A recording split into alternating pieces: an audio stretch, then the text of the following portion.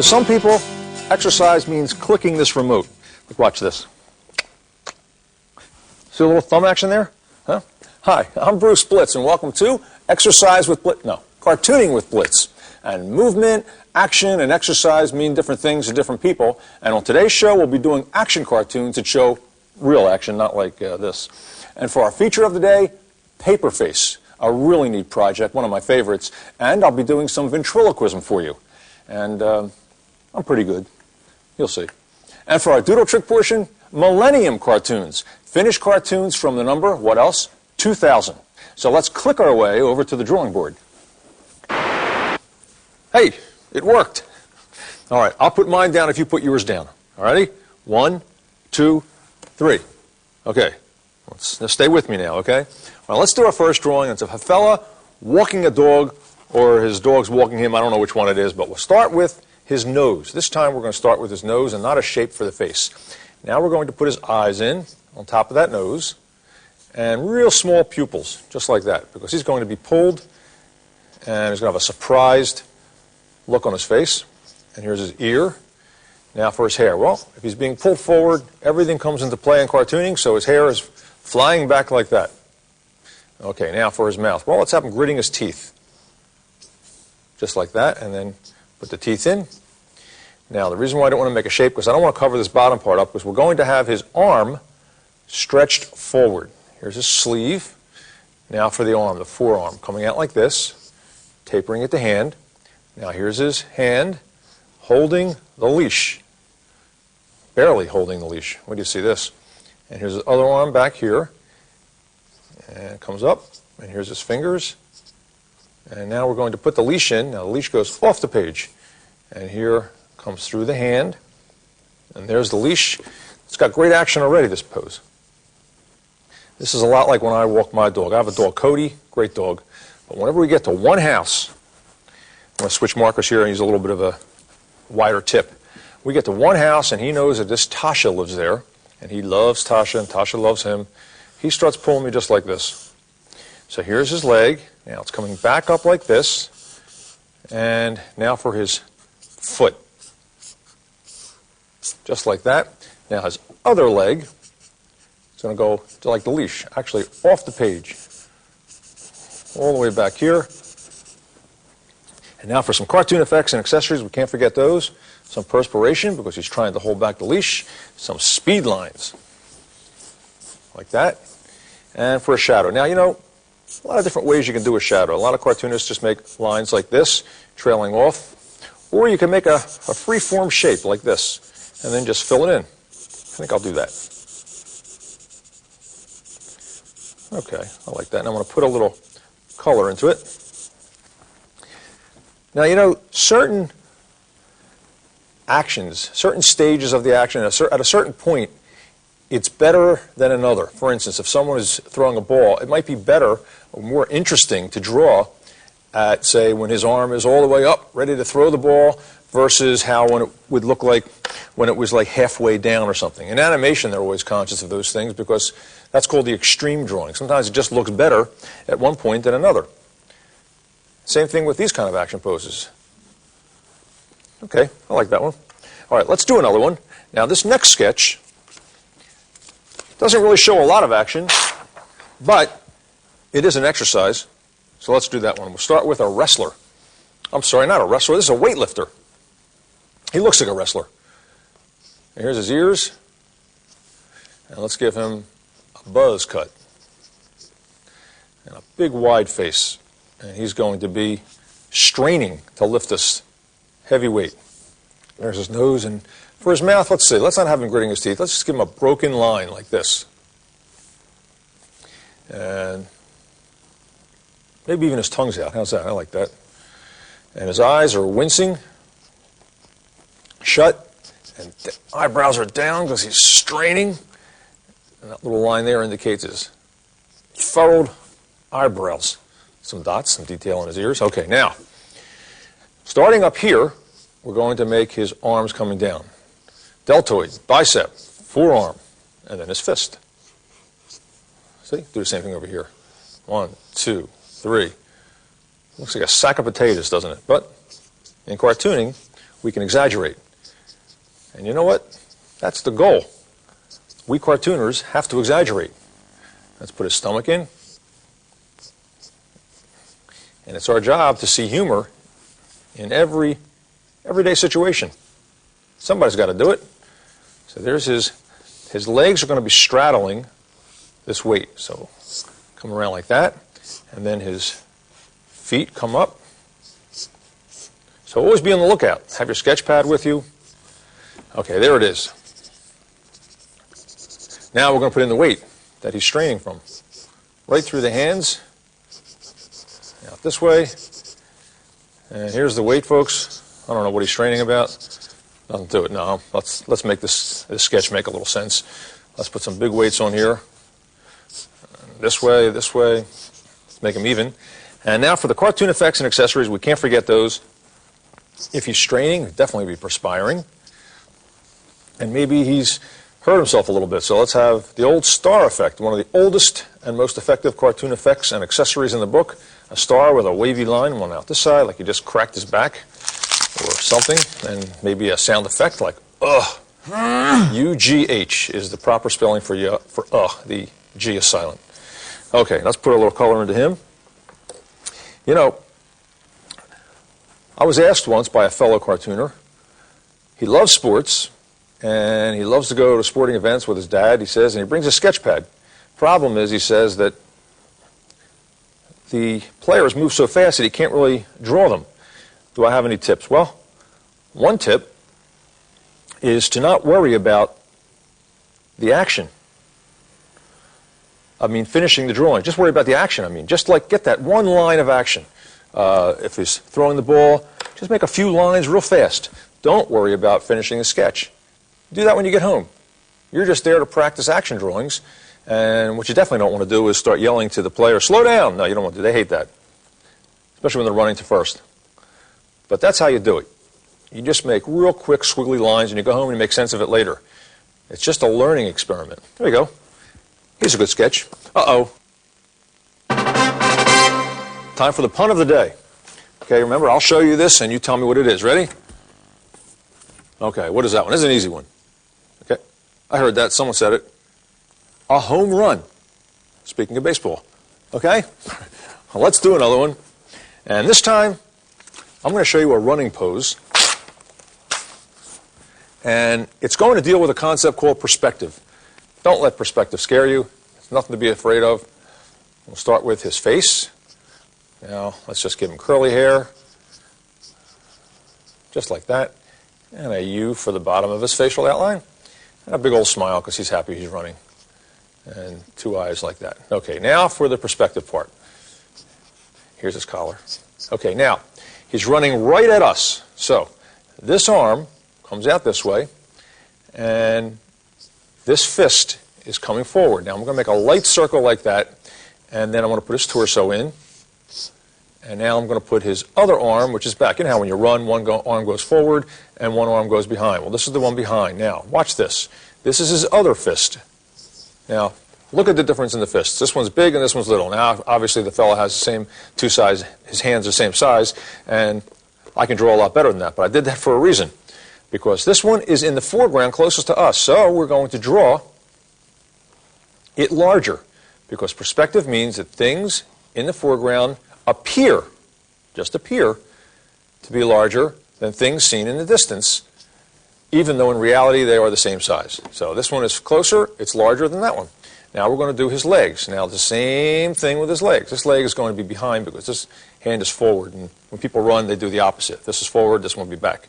So here's his back leg, and the same thing with his foot. See the size of that foot? Now you're going to see the size of his foot that is in the foreground, and you'll see it's much larger. And that would be the bottom of his foot if he's running towards us like that. Pretty neat, huh? Okay, let's do some cartoon effects and accessories, like his arm is swinging, and some shadows. He's off the ground. Notice I didn't touch it because he's running, it'd be off. Let's put some dust. He's kicking up some dust, a ground line. Maybe the street, like this is some trees. And let's put a little bit of color into this guy. So you always want to be on the lookout for a funny situation and exaggerate, like we did here. Like maybe we exaggerated his fist a little bit, but hey, this is Cartoon World, folks. And that's what it's all about. Let me see, a little bit of green. How's this? Put some green. I'm using my color sticks for this. For the grass. And now, this side, let me see, we'll give him a little yellow. The name of this color is Yell-O. Yellow. That's it. That's really the name. Let's use a little bit of cartoon maroon for his cheeks. And let's see, a little bit of red for his shirt. See how that color goes on? Real nice and vivid. Yeah, I like that. A little bit of blue moon for his jeans. And you take a quick look at this, and I'll play you some running music.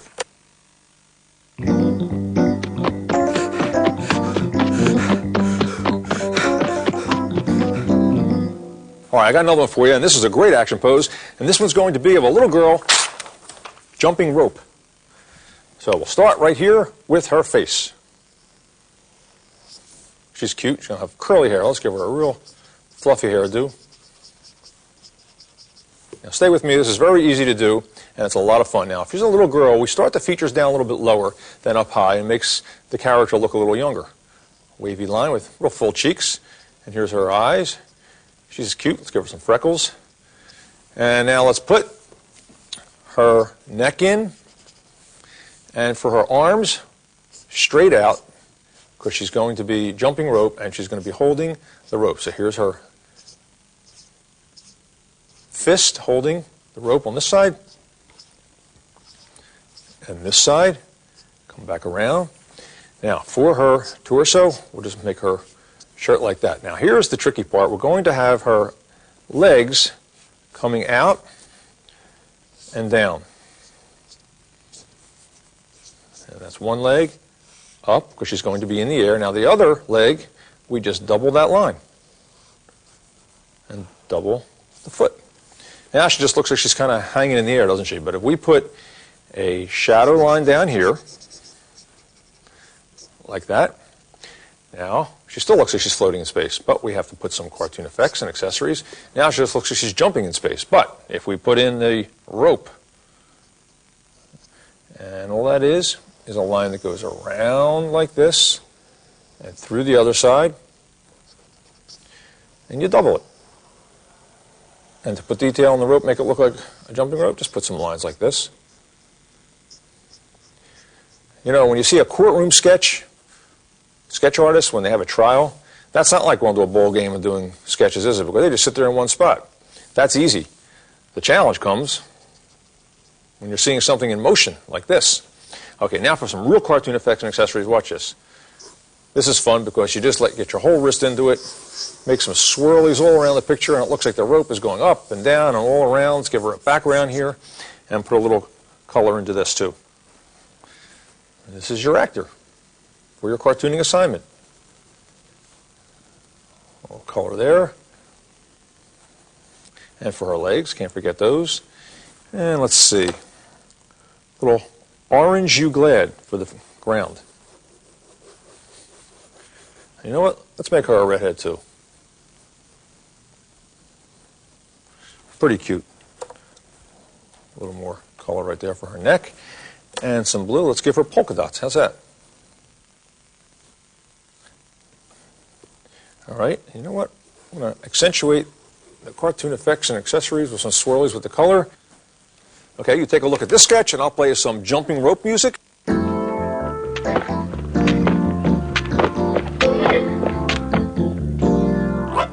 So, take your sketch pad to a baseball game or watch sports on television and look for that line of action. Now stay tuned for the feature of the day.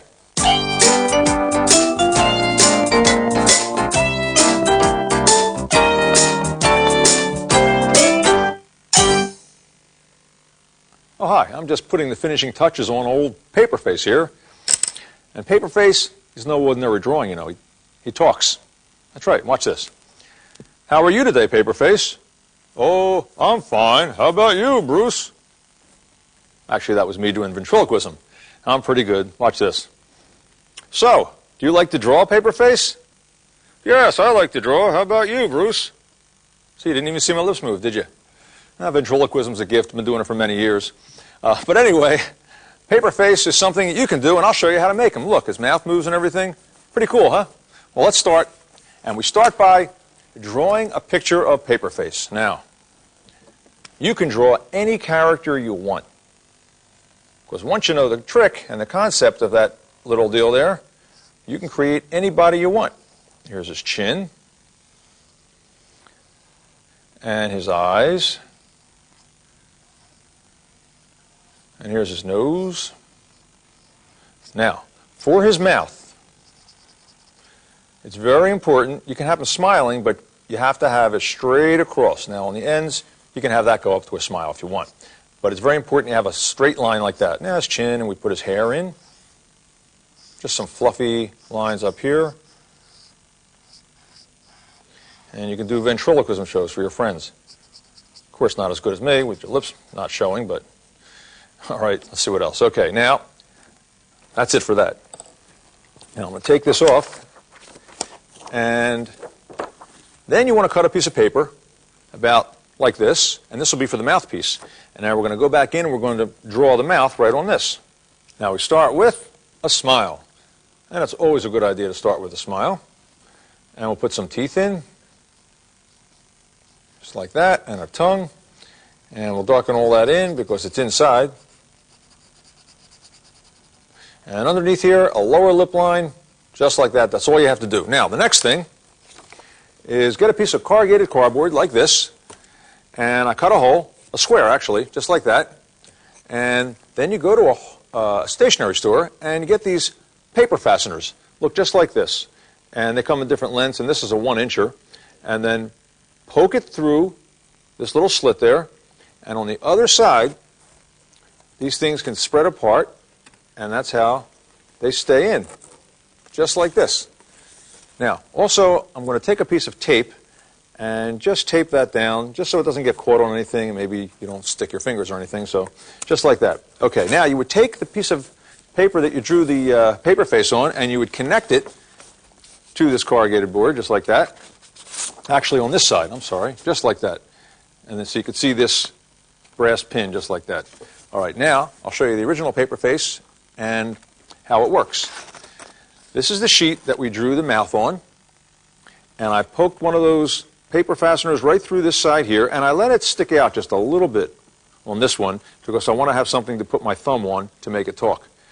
And then on this side, on paper face, on that smile line, this is why I told you to keep it a straight line. You cut a slit right along that black line, and then you cut another slit right above his chin, just like that. Now, again, working from the reverse side, you take that piece of paper that you have the mouth drawn on, and you slide it through that first slit, and then on the front, you slide it through the second slit, and it's in position. And then you take a rubber band, you'll need a rubber band for this, and you hook it around this one and this paper fastener, and I think that's about it. This keeps it from staying down there. It wants to pop back up. And then I just took another rubber band and I connected it with 2 other fasteners, and that's optional, but I like this so I can put my hand through it, and then I put my thumb right on that first one there, and I slide it up and down. That's how he talks. Now, let's see if he can still talk. I don't know if he can. So what do you think of that, paper face? Ha, ha, ha, ha, ha. Now stay tuned for cartoon doodle tricks. It still works. I can't believe it. That's very good, you know? I like that. Ow, it bit me. I'm not sure about this.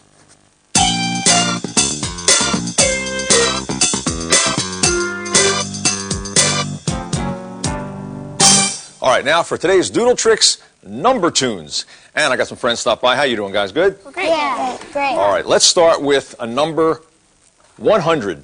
And this is going to be for $100. We'll put a dollar sign up here. And who knows who's on the $100 bill? Anybody? Benjamin Franklin. Benjamin? How'd you know that? That's pretty good. You want to lend me some? No, I'm only kidding. I don't want you to lend me any money. Let's put a nose right here, and we'll draw old Ben. His eyes, half closed. And his eyebrows up. He's thinking of something. He's very smart. And, you know, Ben Franklin invented the bifocals. Let's put that on the end of his nose there. And that part goes back to his ear. Now, you're saying, what's this one doing out here? Well, that's the side of his hair, the front part. And let's put that up there. And let's give him a big round face. Ben had a round face. And some wavy hair and a big smile. And, you know, Ben was known for saying wise things. So you're saying, what's that dollar sign floating around? Well, let's put it in a thought balloon. So he's thinking of it, but he's not thinking of money. He's thinking of the well-known expression, a penny saved is a penny earned. That's what Ben sounded like, you know. You like that one? Yeah. All right, let's do another one. Okay, this time, as I said in the beginning of the show, we would do millennium cartoons. That's from the number 2000, right? Yeah. Okay, so let's start with 2000. I'll put a number 2 right there. And 0, 0, 0. Okay, now, hens are busy all day long laying lots of eggs. Some are scrambled, some sunny side up, some hatch and have 2 legs. Now, the hen that lays 2,000 eggs or more, well, she'd be queen of the chicken coop. She's extra special. Her nest is her home, and she stays out of the chicken soup. What do you think of that one? All right. You like that? Was a good one. All right, let's do another one. Let's do another millennium cartoon with the number 2000. All right, let's see. We'll start with a 2000 right here.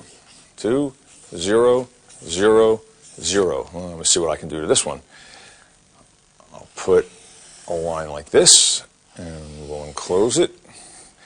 And let me see, I'll put a line back here, and I'm going to draw a circle like that because that's going to be a world. And put some land in it. Because time marches on, it's a whole new age. The world changes too. It's a whole new stage. 2000 is here, as you can plainly see, but it makes you wonder who our neighbors might be. And you got an alien. You like that? Yeah, I like it. Okay. Well, that's all the time we have for today, and I hope you've enjoyed it. And for our tip of the day, try drawing something new. Because if you always do what you've always done, you're going to get what you've always gotten. Look at this guy. He keeps drawing a vase with a flower in it. You've got to experiment a little bit, right? That's right. I'm Bruce Blica saying thanks for being with me, and help me out, guys. Keep on cartooning! There you go.